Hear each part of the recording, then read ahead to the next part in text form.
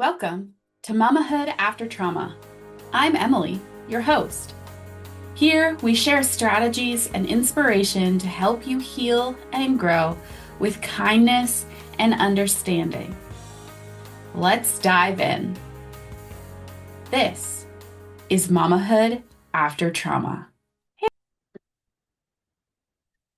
there, Mama. Before we dive in, I want to remind you to grab your Unlocking Peace Guide, a free resource designed to help you start creating calm, reclaim your peace, and manage your triggers with ease. Head over to my website, the link is in the show notes, to download it now. Hello, hello, Mama, and welcome to this episode of the Mamahood After Trauma podcast. I'm so excited that you've taken some time out of your day to tune in and listen to this empowering conversation. Today, we are going to address the fear that many of us are facing around recreating the trauma that we experienced as kids, with our kids.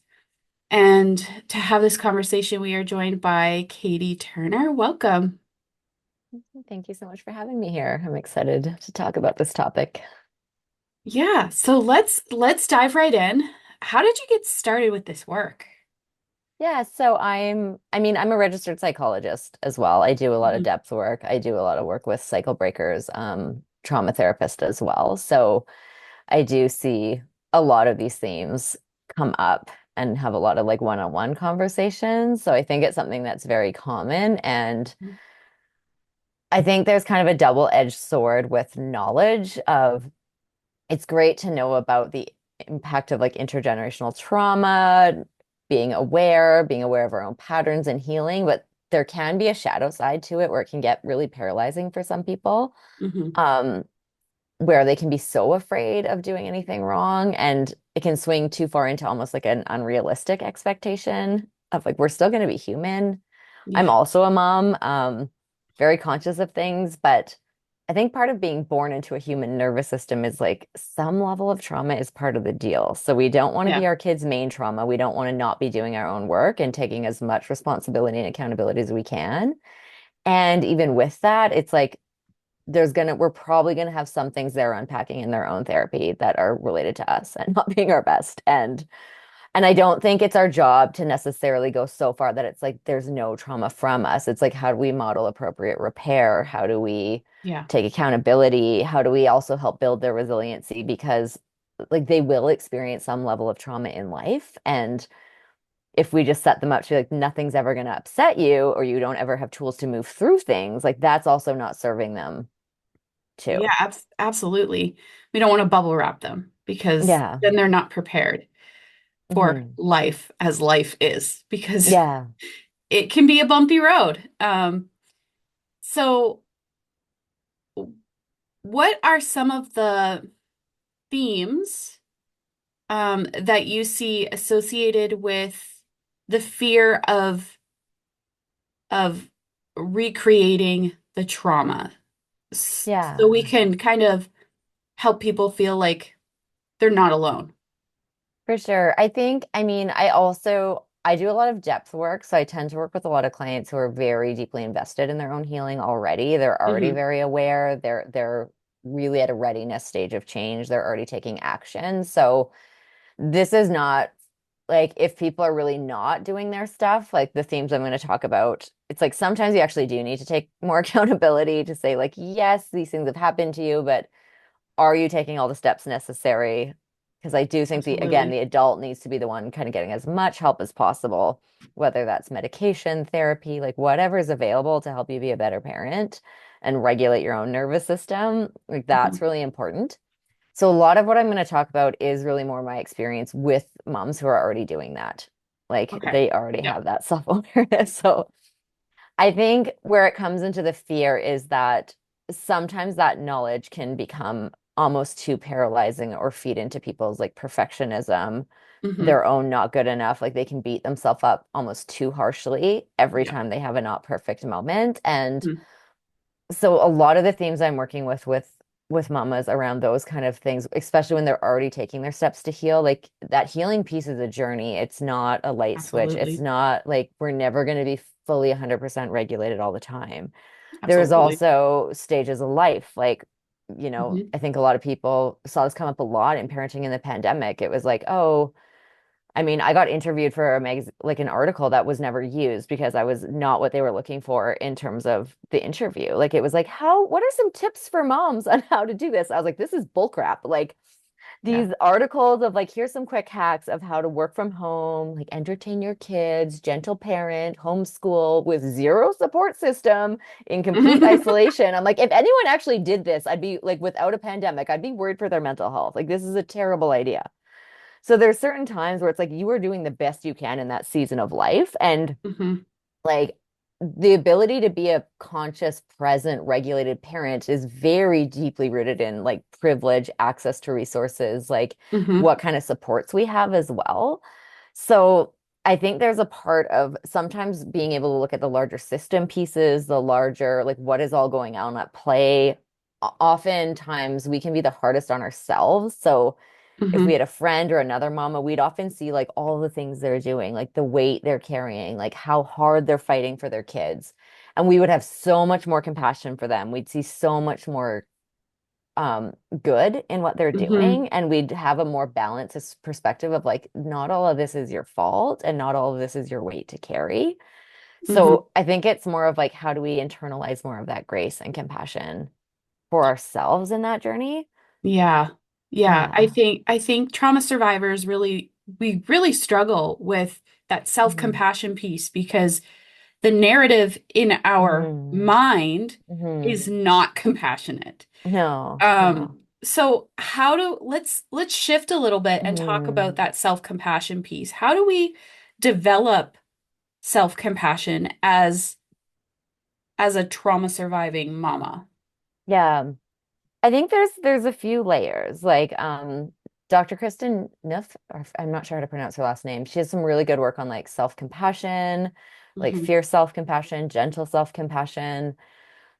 There's pieces of recognizing like when we can recognize that internal voice and how harsh it Hmm. can be. It's often an internalized voice and was like served it protected us at a time. When we were a young Yeah. kid, it is much safer for kids to feel like something is wrong with me and I'm bad and I deserve this. And if I can fix Hmm. myself or be better, this will stop. Like that is a normal subconscious, like early development coping mechanism. It's very adaptive. It protects us and keep us safe. But as an Hmm. adult, it can just keep running. It's like a subconscious program that keeps going. So Hmm. I think the more we can be conscious of it, the more we can recognize it and even just witness it and be like, oh, interesting. Like, where did that come from? Where did that serve me? Like, is that true? Would I say that to anyone else? Hmm. We can start developing another voice of like, what would I say to like my friend? What would I say to another mom?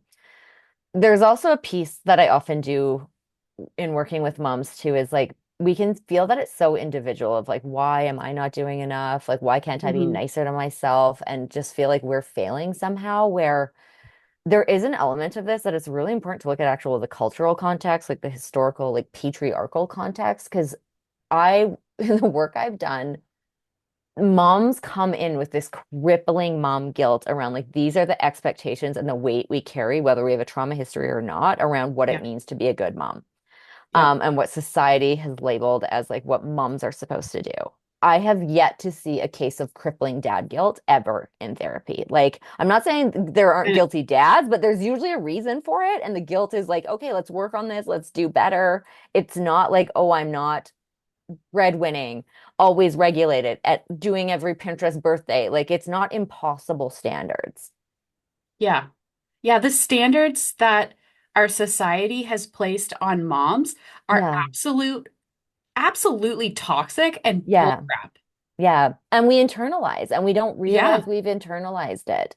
So I think part of like the collective work is the more we can be aware of it and like Hmm. work with what's been internalized and step outside of it a little bit to be like, it's not our fault. It's not Yeah. necessarily even our parents' fault. Like a lot of it has been passed down To them. generations. And I mean, for it might be our parents, our grandmothers further back. It's like it was survival. There was no option. They couldn't just leave. Like they had to be good caretakers. They had to There weren't good Mhm. options. So a lot of this is deeply ancestral, like survival.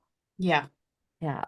Yeah. And acknowledging that, becoming aware Hmm. of that, and giving yourself the grace that you would Yeah. give somebody else Yeah. instead of beating yourself up and telling yourself Yeah. that you're a bad mom or having Yeah. mom guilt. Yeah. And they can be Because, such an insidious small little voice that we can just take yeah, it as truth. And when we have these other perspectives, we can start catching it and be like, wait a minute, where's this coming from? yeah, Yeah. yeah. It's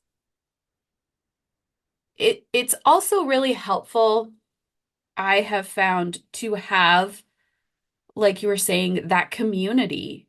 Hmm. Because when we feel like we're alone or we've been isolated and we don't have the village it takes to raise a Hmm. child, Hmm. um, we can't see the forest through the trees. Yeah. Yeah. Um, so what tips Mhm. would you leave our listeners with who are already on their path, who have Hmm. already started their work, to help them along a little bit further on their self-compassion development? Yeah. I think sometimes there's a piece of like the information about knowing what to, like not to do and how to like the commitment to do better. Like if you have that, you've got enough of that already probably. And to notice when it starts creeping into like now this is actually harmful. And again, in the parenting piece, it can be really helpful in that way too, because it's like we know the attachment parenting, the gentle parenting, the like, I love you unconditionally and I'm not happy with this behavior. And like Mm-hmm. this behavior is not okay and there's a consequence to it. And some of that can really challenge us to like, how do we actually practice and model that and take it into a deeper level for ourselves to be like, actually beating ourselves up more is actually now not helpful. Like, this is now actually making it harder. Like, we don't, when our kid makes a mistake or screws up, like it can be a teaching moment. We may need to Mm-hmm. talk them through it. There may need to be a consequence. It's like, how do we practice that for ourselves Mm-hmm. versus like we don't rub their face in it and like shame them for it. Yeah, there's Yeah. definitely a difference between a consequence for a behavior that's not acceptable and Hmm. shaming them. Yeah. So understanding what that difference is Hmm. huge. Yeah. And I think for many cycle breaker parents and moms in particular, it's like when we make that connection, like it's often a lot easier for us to think of like, what is the world I want for my children? And what kind of adults do I want to raise them to be? What kind of, if they decide to be a parent, a partner, like what kind of roles do I want them to have? Most people who are doing that kind of conscious level of kind of like deconditioning work, trauma breaking, we don't want like these gender imbalances or Yeah. like we want equal partnerships. We want safe, supportive, emotional community. We want our children to be adults who can make mistakes, like learn from Hmm. them, grow, do their best, but still have a strong sense of self. And so sometimes we can kind of like hack that, the stuff we will do for them to be like our own work supports that for them. It doesn't take that away. Like this is them seeing this, them me screwing up and doing this, like it is actually helpful for them Hmm. to show them this. Yeah, it's helpful for your kids to see how you handle when you mess up, Hmm. how you handle that. Hmm. One of the things that has been really important for in my house Hmm. is when I make a mistake, when my nervous system gets the best of me, Hmm. going and apologizing to my Hmm. kids, Yeah. because while my trigger wasn't my fault, it is my Yeah. responsibility. Yeah. Yeah. And so modeling to them how to take accountability for your actions Hmm. when you make a mistake, because mistakes are inevitable. We're Yeah. human. Yeah. Yeah. And then how to follow through on your apology Yeah. and do better. For sure. And you're also helping their sense of self to be like they didn't cause that. Like they get that Yeah. piece through to be like, people can have reactions and it's not their responsibility to manage that. It's not that they did anything wrong necessarily. Like Yeah. sometimes it's like this person's just having a bad day, and that's a really good awareness for them to have and to build, because they will run into people who are dysregulated. Like they will be dysregulated themselves at some point. Yeah.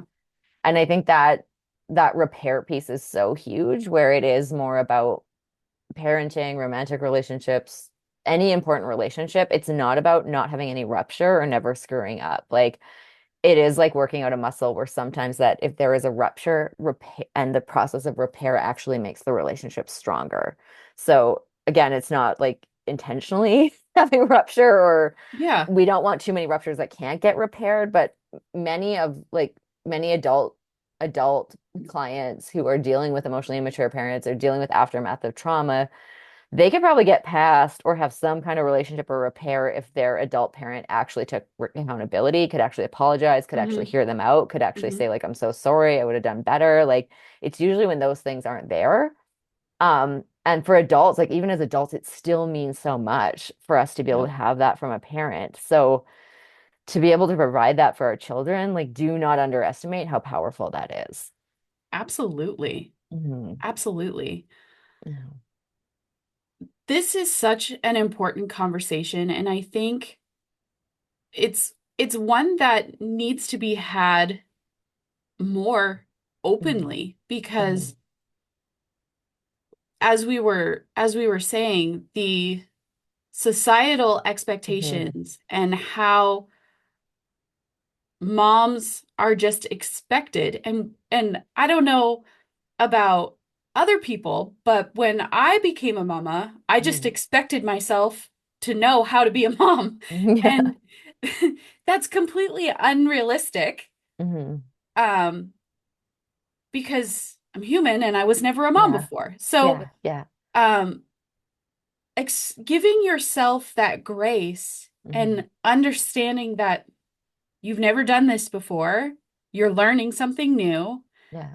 you're navigating parenting on its own without a trauma background For is sure. hard. Yeah.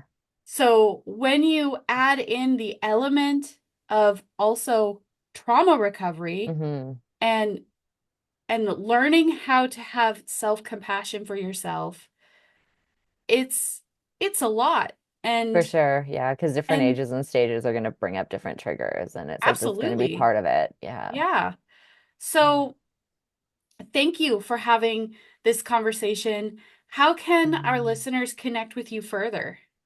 Yeah. The best way to find me is probably on my website at katieturnerpsychology.com. I have a book, I have a free quiz around intuition. Like that's a different area than we talked about today. And I'm also kind of in the process of, there is kind of a survey through that challenge of what kind of courses or workshops do people want to see more of, because I do want to get more information out for people so it can Absolutely. benefit more people. I get that therapy is not accessible for everyone, and there's also limitations of like jurisdiction and what state you're in kind of thing too. Yeah, Yeah. yeah. I was in northern Alberta when I first Mm. became a Oh, mama, and yeah. um there was no therapy services up there. Yeah. I found a therapist Yeah, I'm in via Alberta. I Zoom. have people northern or other places because I can be in the province, but yeah. Yeah. Yeah. Like So finding specialized services in remote is hard. Yeah. yeah. So thank you very much for being on the show today. It was an absolute pleasure. Yeah, thank you so much for having me. Thanks for listening to Mamahood After Trauma. If today's episode resonated with you, make sure to grab your Unlocking Peace guide from the link in the show notes to start your healing journey with practical tools. Remember, Mama, you're not alone in this. Together, we're mending the past so mamas can mama in peace. See you next time.